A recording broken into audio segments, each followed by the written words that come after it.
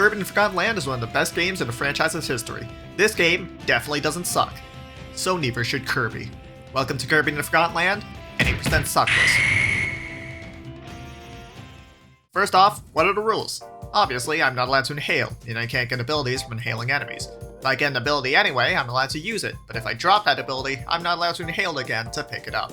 I am allowed to use mouthful mode, despite the animation where Kirby clearly inhales, because otherwise, this would be a really short video. And with that, let's get started. I washed up on the beach, realized I was still alive, ran from an adorable yet rabid animal, and oh my god, I can't believe this is the setting of a Kirby game. Last was Remastered's looking pretty good.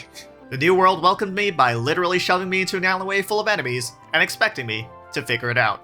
I'm alone, I'm unarmed, and one of these guys has a knife. In a regular playthrough, this would be a complete non-issue. Just eat the sword guy and murder everything else.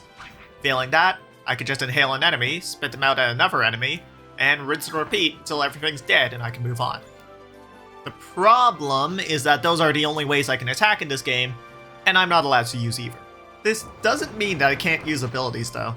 Occasionally, the game will put an ability pickup somewhere which lets me get an ability without inhaling. But with no pickup and no inhaling, how am I going to defend myself? Slide kick. This is my new religion. The fighter ability may not be in this game, but its spirit lives on whenever you press the left or right button and A. This also does less damage than basically everything else, but I can't use anything else, so this is all we have to work with. Now that we figured that out, it's time for Kirby to set off to kick the absolute shit out of every living being in the new world.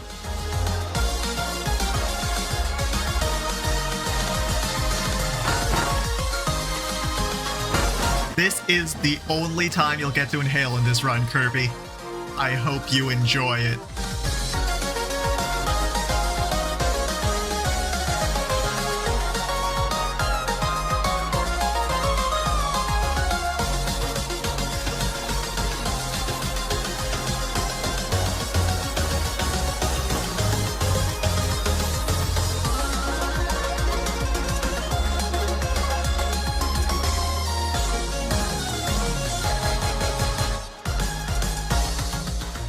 My foot-based campaign of carnage continued until I encountered a cute little friend who...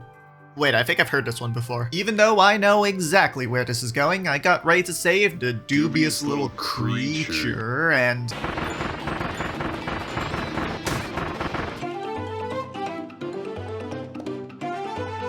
Yeah, it was really easy. And this is where the real game begins.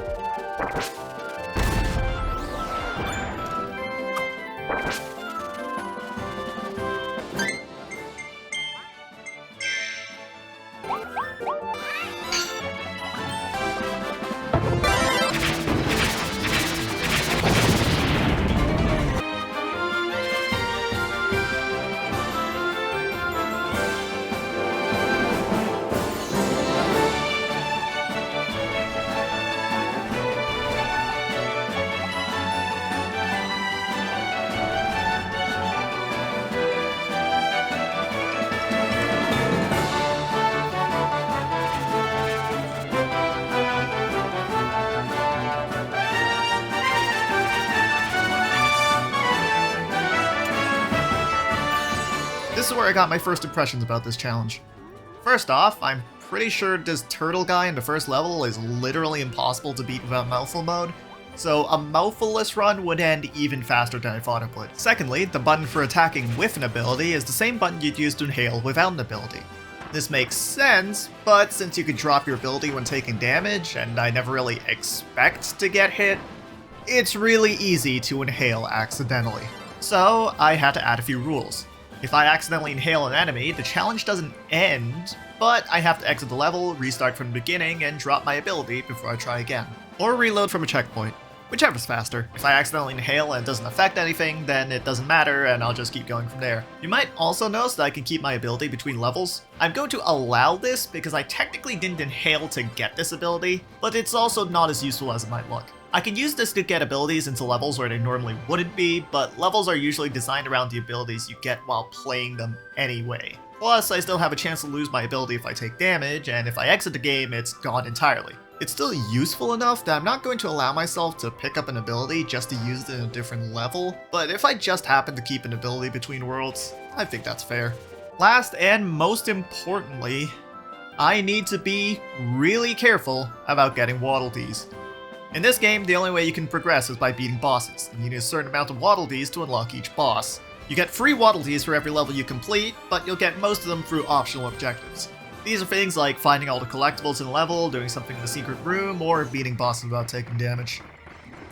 The problem is that a lot of the optional objectives involve doing something with objects in the level and certain abilities. The first example I found were these lamps in the second level. The game wants you to find all of these and light them with the fire ability, which normally wouldn't be a problem because this level is full of fire enemies. But if I can't inhale, then I can't get the fire ability, so I can't light the lamps.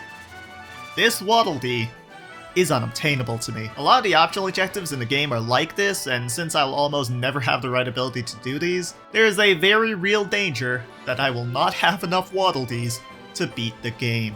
I'm sure if you route carefully enough, you could even skip a few of the Waddle Dees you have left, but since I can't actually find a number for how many you need to beat this game, I've just decided to try and get as many as possible. I eventually did find out how many you need to unlock each boss, but I also kinda just want to play the game, so whatever. I'm just gonna pick up as many as I can. Oh yeah, and Slide Kick doesn't actually hurt bosses or mini-bosses, so if you drop your ability in this fight, you have to die and try again from the checkpoint. So that's fun. Fortunately, I picked up enough Waddle Dees to unlock the first boss, so it's time for Big Monkey! Big Monkey! I picked the Ice ability because it lets you block infinitely, and since I have to restart if I drop my ability, I really don't want to get hit.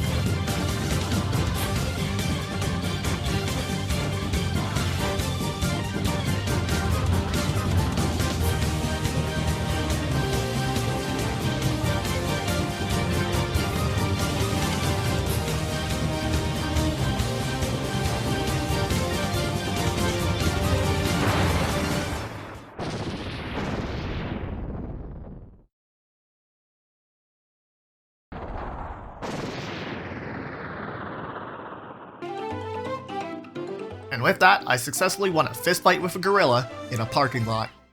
My reward was access to the weapon shop. This is going to be super important for this run because in addition to upgrading my abilities, it'll also let me pick up any ability I've already unlocked. I just need to...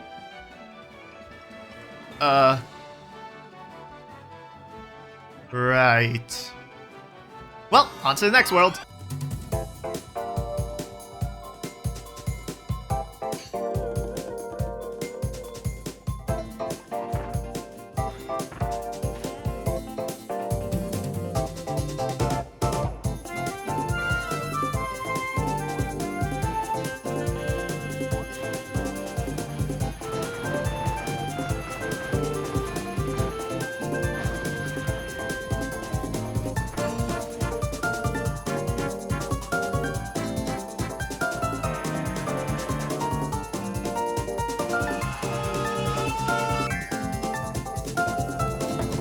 Honestly, not a lot happened in this world.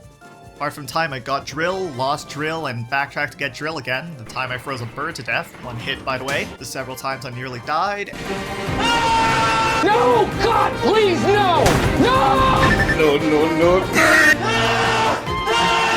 And this bridge section. Now, for anyone playing this game correctly, this isn't a problem. There are a bunch of weak enemies in the water, and all you have to do is attack them. But all I have to attack them with is slide kick. And I can't slide kick in the water. Here's an optional objective to beat this part without falling in the water, but there is literally nothing I can do to hit these green things from a distance. There's nothing I can do to hit them while I'm right next to them. The only way I can get out of this situation is if I puff and stop flying. This gust of air does damage. This is what I'm reduced to. This is what this run has reduced me to. This eternal punishment is the cost of a moment of weakness, and no force in all existence can bring me back from— Anyway, I beat the boss first try. Moving on.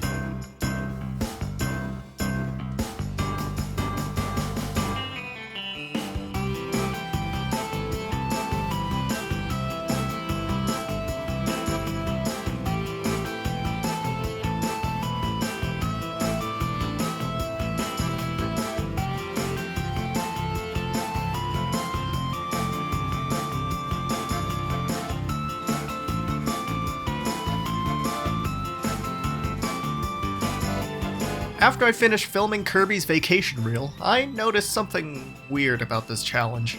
I wasn't having any difficulty beating the game. Like, at all. Even without being able to inhale, I was still finding more than enough Waddle Dees to unlock the boss of each area. I expected that this challenge would be possible, but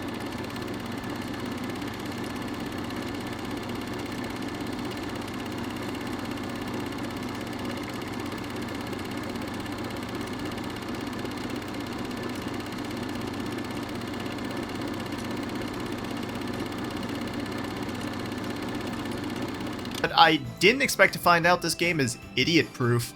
And honestly, this foolproof design is part of why I love this game so much. If you think about it, I'm literally ignoring one of the game's core mechanics, and I've still never been at any risk of making the game impossible to beat. I know saying that lowers the stakes of this challenge run by quite a lot, but honestly, I'm impressed. A lot of the time, and in this world specifically, it was basically indistinguishable from a regular Kirby run. Even got to the point where I could afford to skip the Waddle Dee in this side room just to flex I knew about the Howl room. Really, the only thing in this world that was harder than usual was—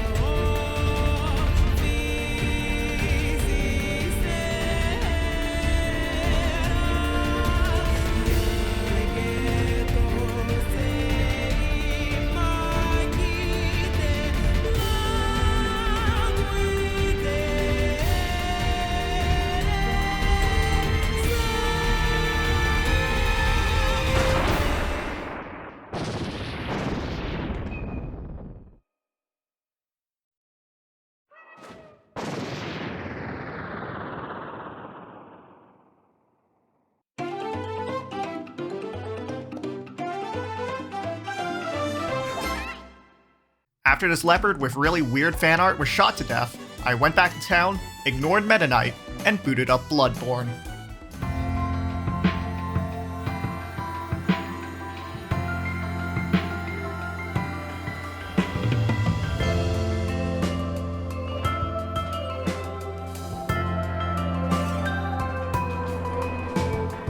This was, again, pretty smooth sailing.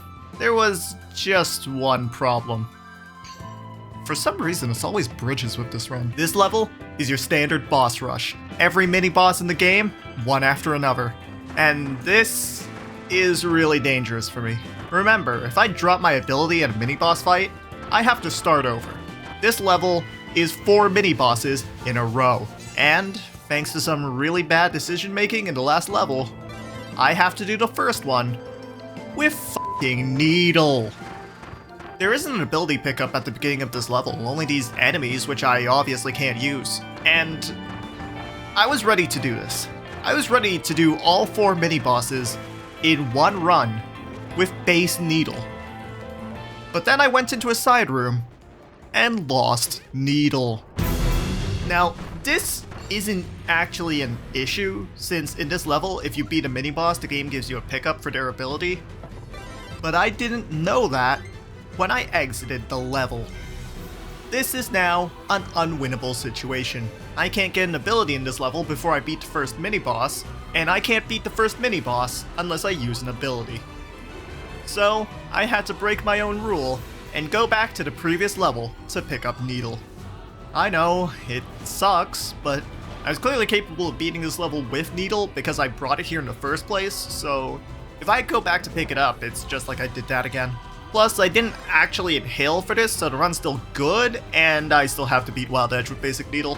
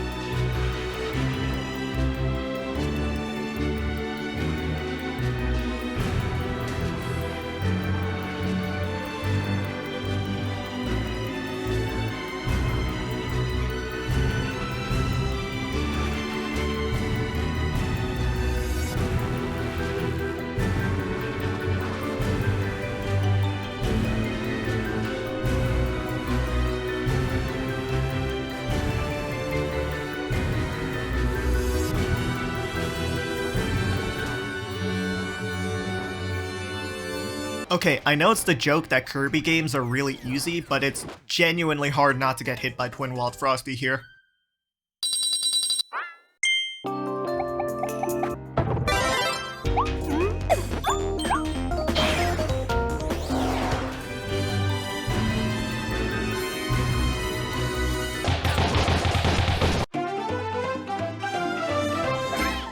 That's the last thing we need to do before we take on the boss of this world. When our team entered the Veil, we saw such wondrous sights. Objects, planets, entire universes, all dreamed into existence, but a common consciousness. At the time, I wondered, was this power responsible only for the inanimate?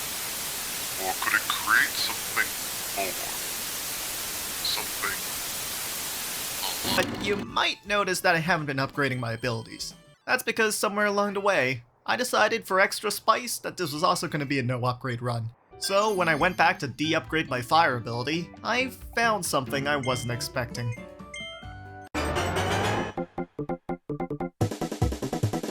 If I go into the upgrade screen and select the base ability, I can pick up the ability for free.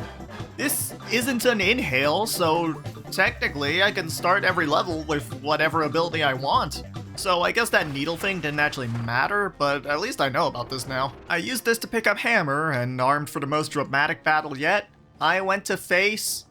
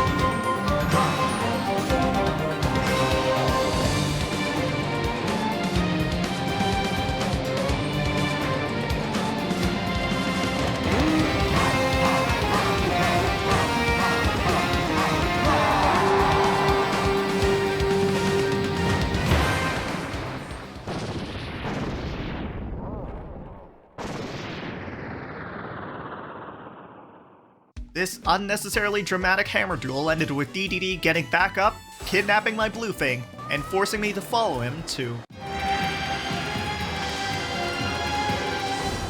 Right off the bat, I'm noticing there are a lot more things I can't do about inhaling in this world. For example, in the second level, there's an objective to use the sleep ability in this pool area, which I can't get.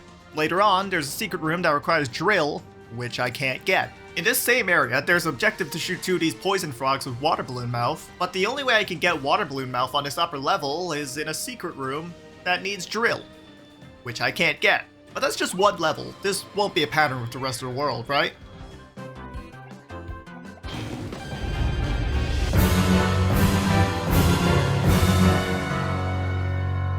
Can't make it, the shit's stuck. Out of my way, son! Door stuck! Door stuck! Please! I beg you!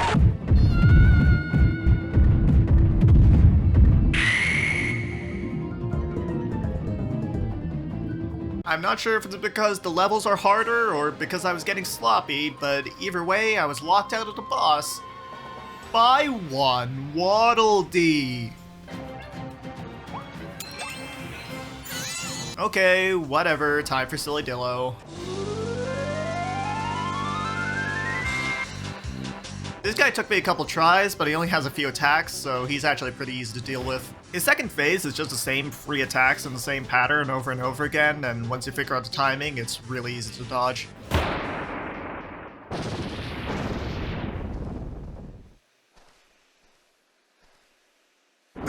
I have now killed a Banjo-Kazooie character, which means it's time for the endgame.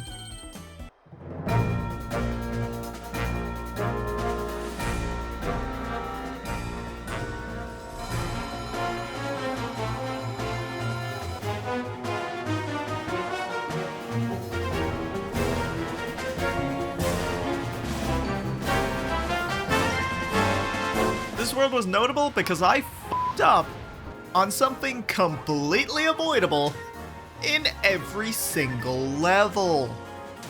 It felt like I missed a ton of Waddle Dees and even accidentally inhaled at one point and had to reload from a checkpoint, but after this cluster of a playthrough, I somehow had enough Waddle Dees to finish this. Awaiting me through this door, at the beginning of the end, was round 2.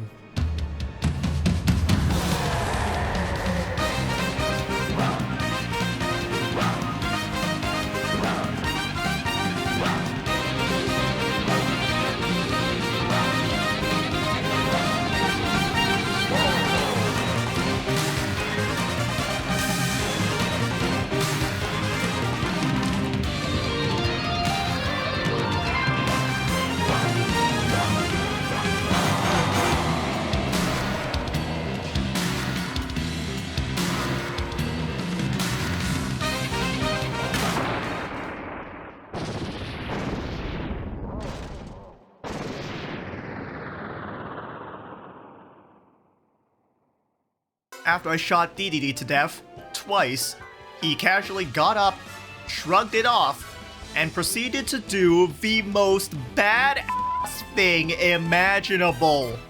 I remember the sacrifice as I ventured in to whatever the f this is supposed to be. After that, it was time to fight Leongar, the leader of the Beast Pack, who was way too normal to actually be the final boss. What's your strategy for this? Use gun and fish for counters.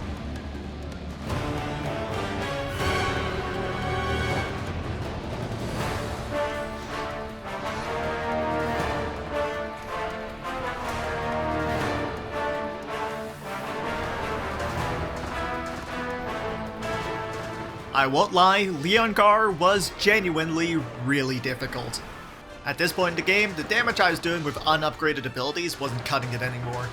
My lack of damage meant this fight was a lot longer than usual, and since every hit I take could mean I drop my ability and have to reset, that makes this fight so much harder. This got even worse in the second phase, where Leongar gained access to X-Scissor, Crunch, and Hyper Beam. Once the wild Leongar finally fainted, I freed Elfilin and his terrifying brother, who proceeded to devour everything.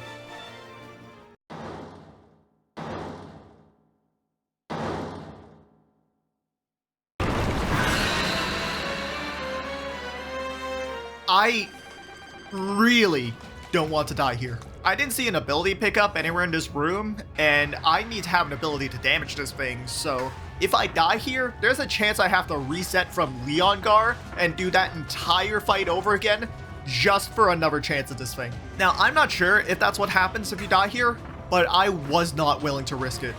Also, it absorbed everyone else in the room, and I really don't want to figure out what happens if you die to this thing. I somehow survived, got chased all the way to the end of the hallway, finally defeated the murderous nightmare blob, and it created the ultimate life form. Wait, that wasn't supposed to happen.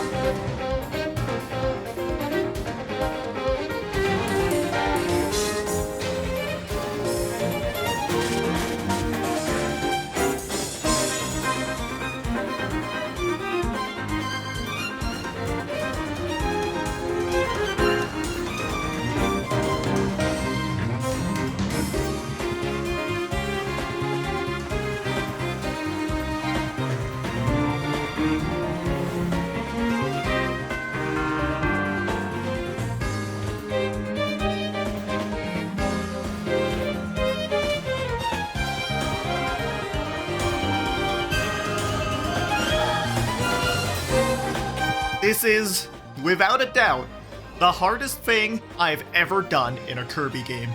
I can't say how many hits I can take before dropping my ability because it's RNG, but it wasn't a lot by any means. Maybe 3, maybe 4, sometimes 1, but either way, that health bar is a lie. This isn't a hitless run, but as far as I'm concerned, it might as well be. And, of course, I wasn't doing enough damage. My strategy of use gun and spam counters eventually became use hammer and spam counters just so I could get more damage in. This boss never sits still for more than a few seconds, and most of my damage comes from charge attacks. This means I had to play incredibly safe for an incredibly long time when every mistake could mean a reset. And since this game doesn't have a reload from checkpoint option, every time I dropped my ability, I had to sit there and watch Kirby die. This took over 20 minutes, but eventually... Okay, we did it! We did it! Wait, was that Alphalin? Wait, mouthful mode? Yes! Okay, go on, Kirby! Go on, Kirby! Inhale for the second time! I need to mash, I need to mash, I need to mash, I need to mash! We did it! Oh my god, we did it!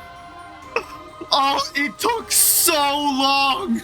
I defeated the ultimate life form. And now, it's time to run it over in a truck!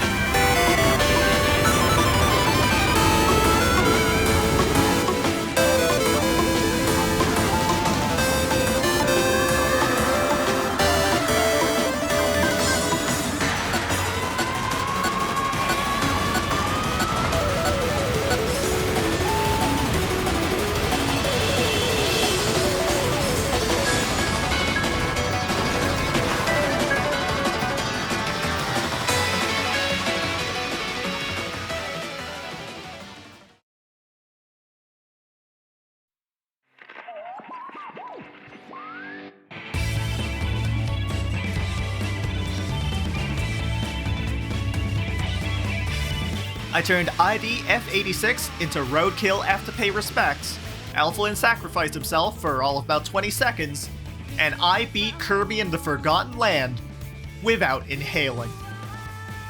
But this isn't everything we can do in this game. Drop a comment if you want to see more of this challenge. Maybe, if enough people want it, we can see if it's possible to get 100%. No.